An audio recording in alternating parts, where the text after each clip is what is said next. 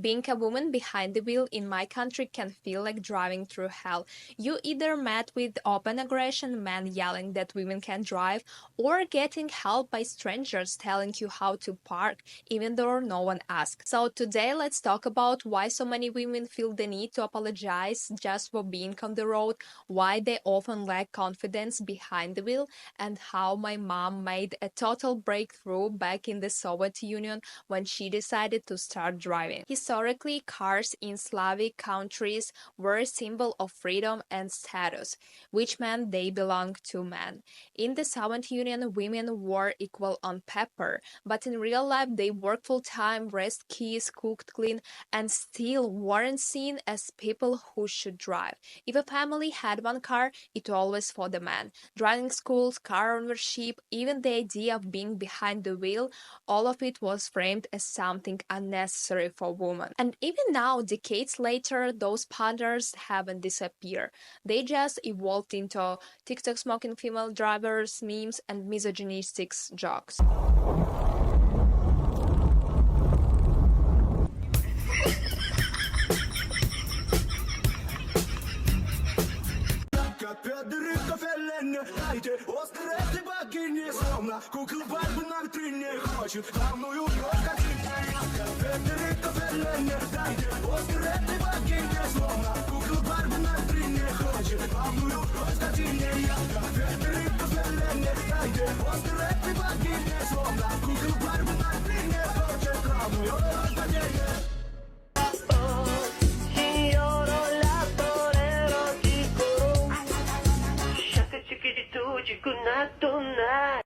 And when the whole world around you repeats that the woman behind the wheel is like a monkey with a grenade, you start to believe it and you lose confidence. My mom is the perfect example. She went to school in the Soviet Union where girls were required to take sewing classes and boys learned to drive. She finished sewing earlier and asked to take driving instead.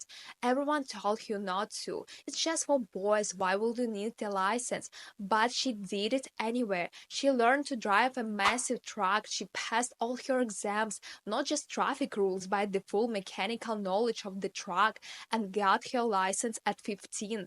She was the only girl in the group, and that was huge at the time. And now, decades later, she's still a great driver, with more experience than most men. But she's constantly disrespected on the road just because she's a woman, just because she's a blonde. Yes, we even have an expression in our language like a blonde behind the wheel, which basically means someone stupid and incompetent. Doesn't matter how long she's been driving. Men still feel entitled to put her down, joke about her or correct her, and yeah, it affects her. She starts to doubt herself even when she has nothing to prove. When she bought her first car, she put up this sign. In some Slavic countries, women hang a little pink high heel in the windshield, like the female version of a student driver sticker. What's it for? No one knows.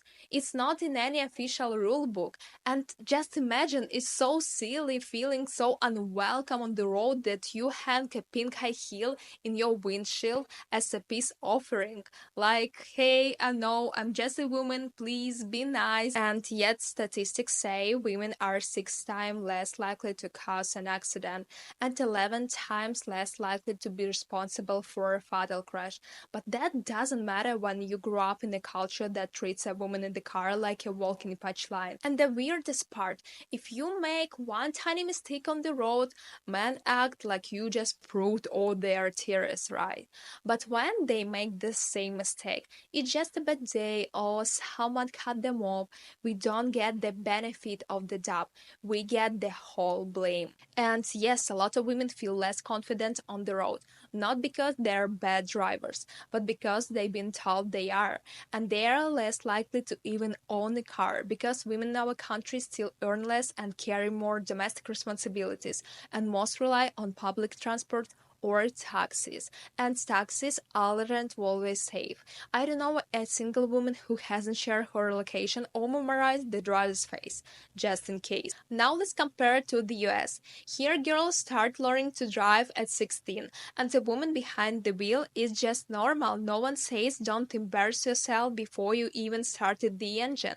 In fact, nearly half of all drivers in the US are women, and no one hanging a pink high heel on the dashboard just to prove they belong.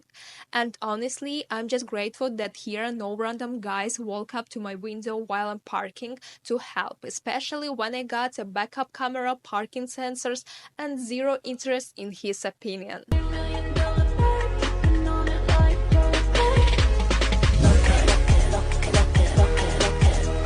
So, yeah, maybe I do drive like a woman, carefully, smartly, and without running over anyone's ego. If that bothers someone, maybe they shouldn't be on the road, because we are not here to prove we deserve a seat behind the wheel. We already took it, and we're not giving it back. That's it for today's dose of misogyny of wheels. What part hit you the hardest? Or maybe you got your own wild story. Leave it below. And this was me, Angelina, just a girl with strong Slavic accent and a lot to say.